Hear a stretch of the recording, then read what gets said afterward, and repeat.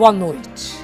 Hora do voto já recebeu os candidatos ao Senado por São Paulo, Gilberto Kassab, do PSD, e José Serra, do PSDB. Hoje, nosso convidado é o senador Eduardo Suplicy, petista histórico, que, mais uma vez, concorre ao Senado depois de representar o estado de São Paulo por 24 anos no Senado Federal.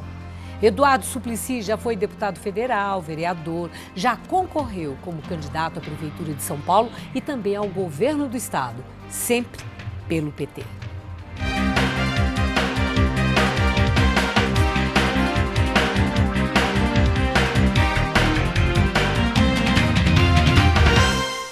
Obrigada, senador, por estar conosco. E eu quero começar com essa dança dos números, faltando 13 dias para as eleições. O senhor está em situação de empate com o candidato do PSDB, José Serra. O que é que o senhor pretende fazer, senador, para conquistar o desempate que garanta a sua vitória? Primeiro, mais uma vez, homenagear a Maria Lídia, 20 anos aqui na TV Gazeta, sempre me entrevistando. Para mim é uma alegria, uma honra conversar com você. E nós estamos na reta final, 13 dias. E então a campanha está intensíssima. E eu preciso dialogar com as pessoas, transmitir as minhas proposições e realizar atividades que me colocam em contato com a população para que ela tenha a maior liberdade de escolha, consciente das minhas propostas, da minha história. Ainda ontem estive ali em Heliópolis e recebi um extraordinário carinho de todos os moradores ali ao participar de mais uma corrida de 6 quilômetros com eles. E foi uma coisa assim muito significativa. Hoje, que é o Dia Mundial do Sem Carro, eu já saí de casa, peguei o ônibus até lá da Avenida Rebouça até chegar aqui na Aclimação, na casa do prefeito Fernando Haddad. Fui de bicicleta com ele até a prefeitura, daí fui de bicicleta até a Luz, peguei um metrô de volta para casa. Então, e no contato com a população, no ônibus repleto e depois no metrô, eu estou sentindo que as coisas estão caminhando muito bem. Agora, senador, o seu principal adversário é do PSDB, que é o partido que está no governo de São Paulo há tantos anos e que tem uma boa aceitação em São Paulo, ao contrário do PT, que tem menor aceitação, não conseguiu eleger até agora o governador do estado, embora tenha um grande empenho nesse sentido. Além disso, existe, não na capital paulista, mas no interior, mais rejeição ao PT. Eu quero saber que estratégia que o senhor tem, o senhor que já representa São Paulo há 24 anos, para romper essa barreira que o seu próprio partido acaba colocando. Da mesma maneira que Fernando Padilha começou a crescer muito na reta final de campanha, eu tenho certeza que Alexandre Padilha também o fará, assim como a presidenta Dilma, que vem crescendo nessas últimas semanas de pesquisas em São Paulo.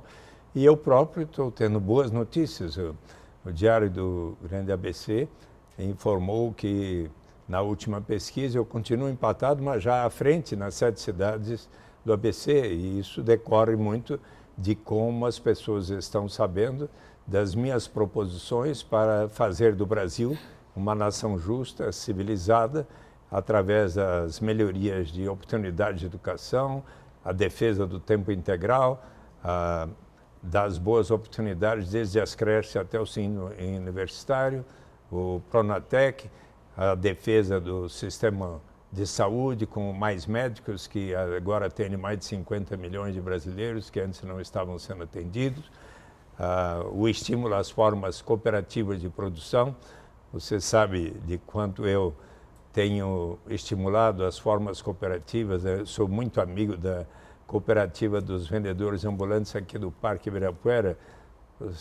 No ano 2000, a presidente da Associação dos Ambulantes do Ibirapuera me disse: senador, e eu que sou amigo delas há muitos anos, porque ando por lá fazendo exercícios e minha caminhada, aí o prefeito Celso Pitta nos pediu para sair daqui era janeiro até outubro, porque não será...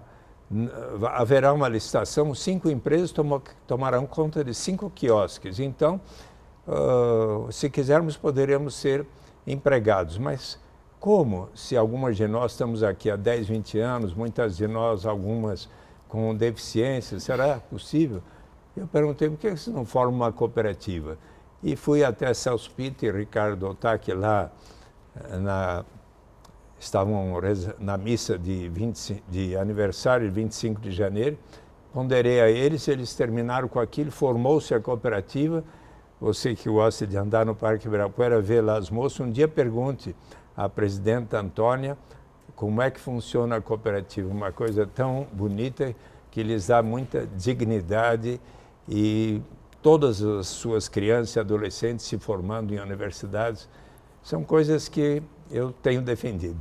Agora, eu observo que o senhor já nessas perguntas iniciais, em cada uma delas o senhor fez o destaque pelo seu interesse no preparo físico. É caminhada, é corrida, é o exercício. E eu me lembrei, inclusive, que outro dia o senhor ousou carregar o Padilha, que não deve ter sido uma brincadeira. Mas isso aí é marketing eleitoral, político do senhor, para mostrar que está vigoroso, está fortão. O que é o senhor falar sempre nisso? Olha, responsavelmente, eu fui ao INCOR algum tempo atrás e fiz toda aquela bateria de exames, inclusive a corrida na esteira e tudo, e perguntei ao médico, olha, eu estou agora com 73 anos, completei 21 de junho. Posso eu responsavelmente ser candidato ao Senado por mais 8 anos? Ao terminar o exame, ele falou, Eduardo, você está tão bem de saúde que você pode ser candidato para o que você quiser para os próximos 24 anos. Então, felizmente, eu estou bem de saúde, fazer exercícios me deixa de melhor humor, trabalho muito melhor, faço as coisas com muito maior energia. Agora, senador, as minhas 2 primeiras perguntas eram assim, a questão do desempate e aquilo que poderia ser obstáculo para a sua conquista de vitória. E me ocorre também uma outra coisa, que é esse clamor por mudança. Tanto o clamor das ruas, o movimento de junho do ano passado, como o que as pesquisas agora mostraram nesse ano eleitoral, mais de 70%, né, das pessoas dizendo que querem mudança. E aí aparece o senador Suplicy, que já está há 24 anos no Senado e que propõe a continuidade do seu mandato, como o senhor acaba de dizer, por mais 8 anos. O senhor tem contra o senhor essa onda que pede a mudança? De um lado, poderia haver essa vontade de muita mudança. Mas se você tem uma coisa tão especial, será que você quer realmente mudar? Note que... Quer dizer, não se mexe em time que está ganhando, é isso? Bom, vamos lá. O Departamento Intersindical de Assessoria Parlamentar, o DIAP, há 21 anos escolhe as 100 melhores cabeças do Senado por melhor desempenho. Em todos os anos, só há 5 parlamentares que foram escolhidos e eu sou um deles. Congresso em Foco, de 2006 até 2013, por 8 vezes, escolheram os 5 melhores senadores. Em todos os anos eu fui escolhido dentre os 5 melhores, só eu e Pedro Simão. Em 2010, o que mais defendeu a democracia, em 2012, o melhor senador de todos. Olhe o atlaspolítico.com da Universidade de Harvard. 2 brasileiros, um PhD em ciência política, outro em matemática, fizeram uma equação com base em 5 fatores. Conteúdo da atividade política, como é que foi eleito, número de recursos por votação obtida, a sua idade, fidelidade partidária e outros fatores. E deram nota de 0 a 5, e durante os últimos 8 anos, quem foi escolhido o melhor senador com 4,9? Eduardo Suplicy. Eu tenho a convicção de ter agido bem. Se não tivesse sido assim, eu não estaria me colocando como candidato. E, felizmente, o Partido dos Trabalhadores, por consenso, resolveu indicar-me para, mais uma vez, ser candidato. Saia comigo à rua, Maria Lídia, você vai ver o carinho que tenho recebido da população até ao entrar aqui na TV Gazeta. Agora, senador, os seus adversários, sabe como é que é adversário, né? Acham que o senhor se instalou lá no Senado e está lá acomodado durante esses 24 anos. E que nessa sua candidatura o senhor está oferecendo mais do mesmo. A minha pergunta, por que Eduardo Suplicy quer mais 8 anos no Senado?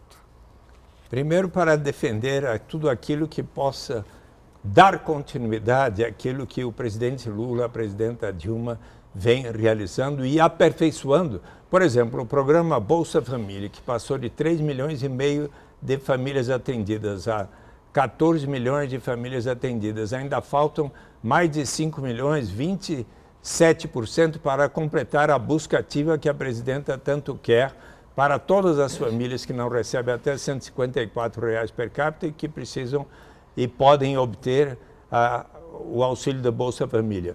Mas você sabe que já foi aprovado por minha iniciativa no Senado Federal e na Câmara, por todos os partidos, a renda básica de cidadania, que ainda não está instituída, porque diz a lei que ela será instituída por etapas, a critério do Poder Executivo, começando pelos mais necessitados, como o faz, portanto, o Bolsa Família. Mas um dia, e em breve eu espero isso realizar, ajudar a presidenta Dilma a tornar uma realidade, será o direito de toda e qualquer pessoa, não importa a origem, raça, sexo, idade, condição civil ou socioeconômica, como um direito inalienável de todos participarmos da riqueza da nação. Sabe, Maria Lídia, o que isso vai significar?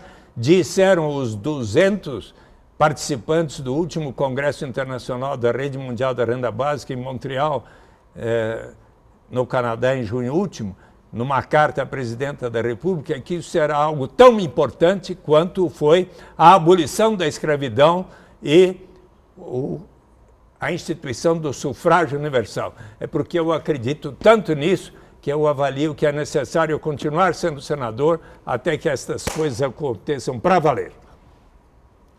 Vamos agora a uma questão pontual que tem sido muito cobrada de candidatos, que é a questão da redução do limite de idade para a maioridade penal, para a responsabilidade penal, considerando o crescimento do envolvimento dos chamados menores de idade no crime e cometendo muitas vezes crimes horrorosos. O senhor já se declarou contra a redução do limite da maioridade.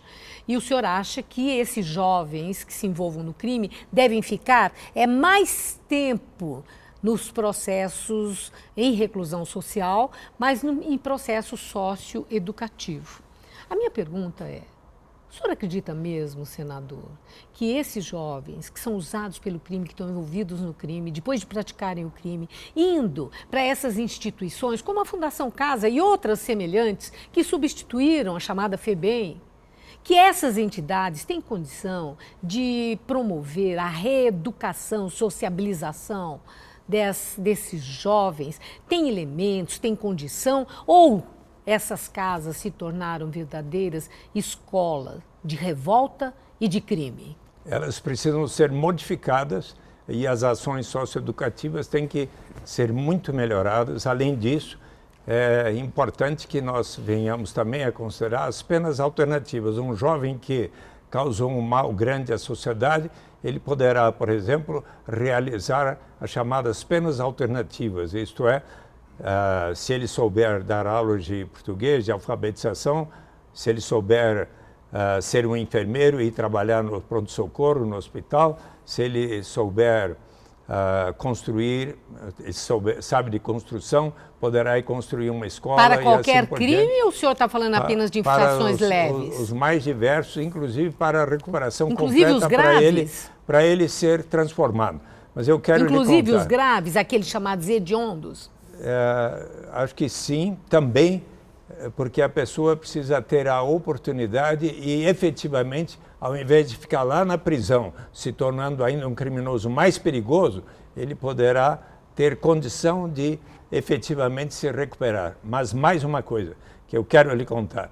Certo dia, acho que você deve se lembrar, agosto de 2003, saiu da unidade de assistência inicial da FEBEM, lá no Brás, a responsável por direitos humanos da ONU. É horrível, horrível, horrível. Eu fiquei impressionado, fui até lá pedir à diretora, posso conversar com os rapazes? Tinha 500 de 14 a 20 anos em 150 leitos, 3 e pouco por leito. Então eu fui lá e expliquei por 1h30 o que era a renda básica de cidadania e disse a eles, eu tenho a convicção de que se já estivesse em vigência a renda básica de cidadania para vocês e todos na sua família, muito provavelmente vocês não teriam cometido os delitos que os fazem estar aqui presos. Todos me deram razão e eu até para eles, então, cantei, eles sabiam de cor, O Homem na Estrada, do Mano Brown, e gostaram tanto, pediram que eu levasse de volta, levasse lá o Mano Brown, na semana seguinte levei, e num auditório superlotado de 500 jovens sobre as mesas e tudo, Mano Brown cantou 6 músicas e eles sabiam de todas, e cantaram juntos porque ali está uma canção que diz muito do seu cotidiano. E eu tenho a certeza, assim como ainda há 10 dias eu estive com o Mano Brown e ele conversando com os jovens sobre o hip hop, e o Mano Brown falou que acredita muito que não deva haver a diminuição da maioridade penal, da idade da maioridade penal. Onde isso aconteceu, como nos Estados Unidos, aumentou a criminalidade, estão superlotadas, é ali onde há a maior população carcerária do mundo. Eu não acredito em aumentar as escolas de criminalidade.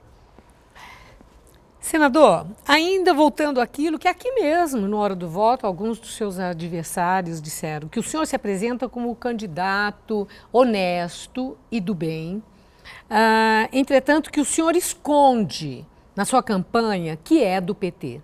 Que não aparece nem o logo do PT, aparece só o senhor ou as pessoas com cartazes mostrando que o senhor é honesto e é do bem. Esses mesmos adversários acham que ser honesto e ser do bem não é mais do que obrigação de qualquer candidato. Mas essa alegação que o senhor esconde o seu partido, o senhor é um petista histórico, eu apresentei assim no início. O PT enfrentou situações muito difíceis, denúncias graves, tem liderança presa na cadeia, importante, e denúncias da Petrobras e etc. A minha pergunta é, o senhor tem vergonha do PT? Absolutamente. O PT estraga, atrapalha a sua candidatura? Eu ingressei no PT convidado pelos líderes sindicais e intelectuais que estavam formando o PT quando Geisel acabou com o MDB e Arena, em 10 de fevereiro de 80, para ajudar a construção de um país justo, civilizado e onde nós dedicaríamos extraordinária importância à questão da ética, da honestidade, da transparência em todos os atos da administração pública.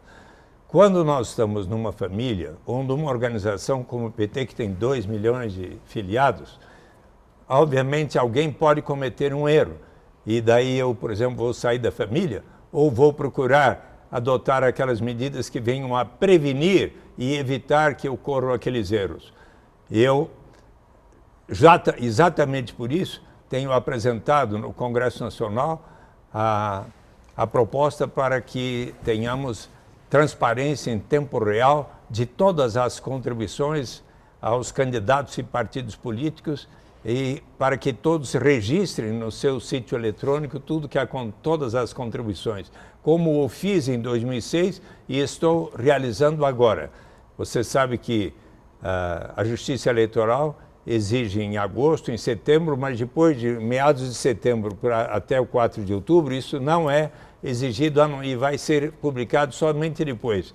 E também eu havia proposto ao Partido dos Trabalhadores que tivéssemos o compromisso de não haver qualquer contribuição que fosse, se não contabilizada. E assim ajo na minha campanha e procuro corrigir e transmitir aos meus companheiros que isso é que precisa acontecer com um partido que teve sempre a ética como algo de extraordinária importância, como o próprio Lula tantas vezes falou para mim. Nós vamos a um pequeno intervalo. Mas deixa eu só lhe dizer que ainda ontem eu gravei para Alexandre Padilha, para todos os candidatos a deputado estadual do PT, poderá ver nestas últimas semanas o meu apelo para que votem no Partido dos Trabalhadores. Nós vamos a um intervalo e eu deixo uma pergunta. Pois não. Na volta o senhor responde. O senhor parece mesmo bem independente em relação às pressões do PT e a gente sabe que o partido não dá moleza fácil. O senhor fez crítica e até advertência à campanha eleitoral da presidente Dilma Rousseff. O senhor falou sobre a tática do medo, esse terrorismo eleitoral para desconstrução da imagem de adversário, dizendo que acha que Dilma não deve ir por esse caminho. Eduardo Suplicy acha que a candidata Dilma Rousseff está apelando ao partir para a estratégia do medo, quase que intimidando o eleitor? Isso é apelação? A gente volta já já.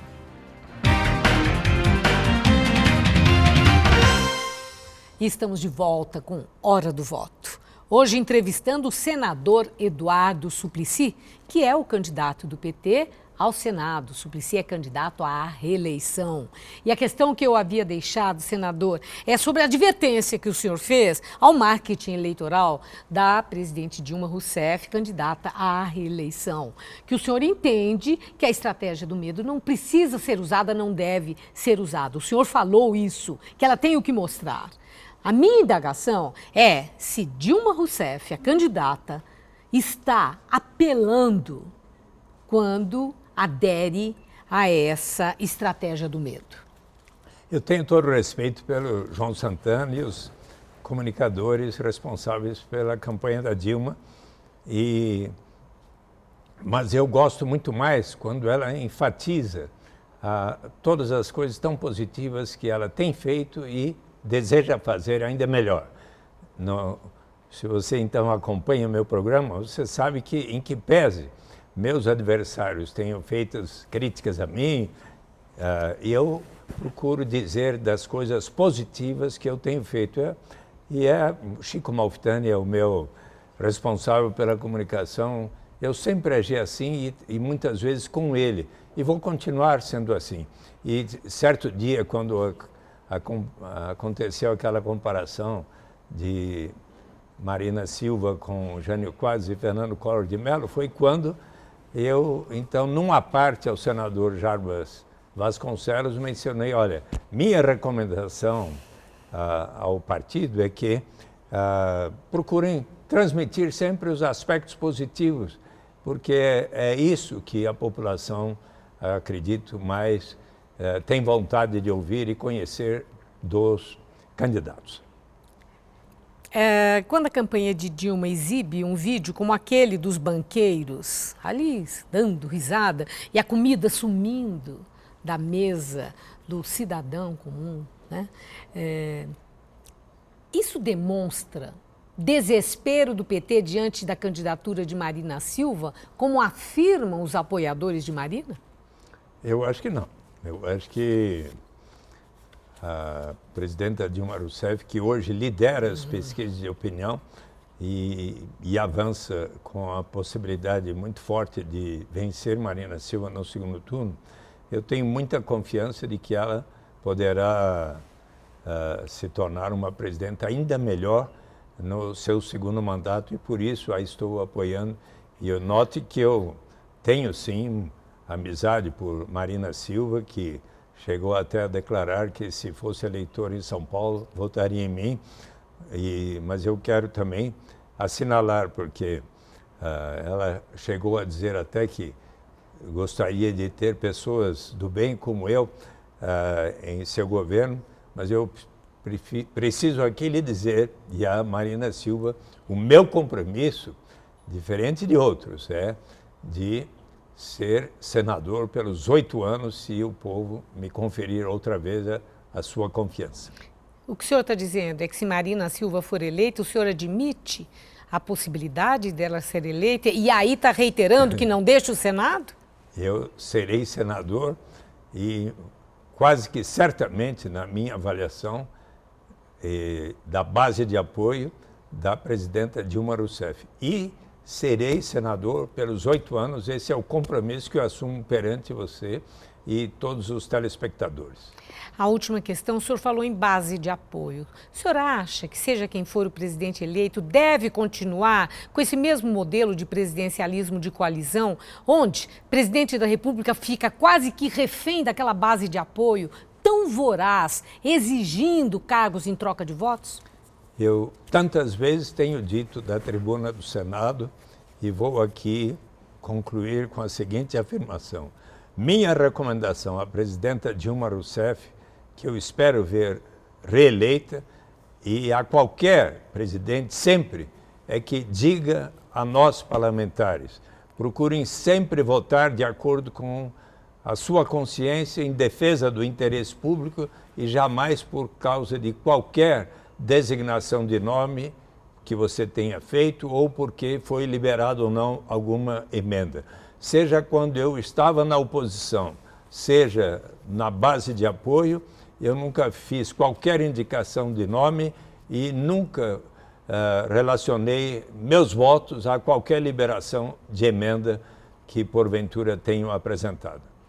Senador, muito obrigada por sua entrevista. Muito obrigado. Agradeço muito a sua pronta resposta a todas as questões que apresentei. Uma boa noite, muito obrigada. Muito obrigado, Maria Lídia. Parabéns por ser extraordinária jornalista, que tanto honra a TV Gazeta.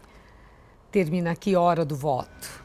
A todos, uma boa noite. E na próxima segunda-feira, à meia-noite, estaremos de volta. Outro Hora do Voto. Até lá.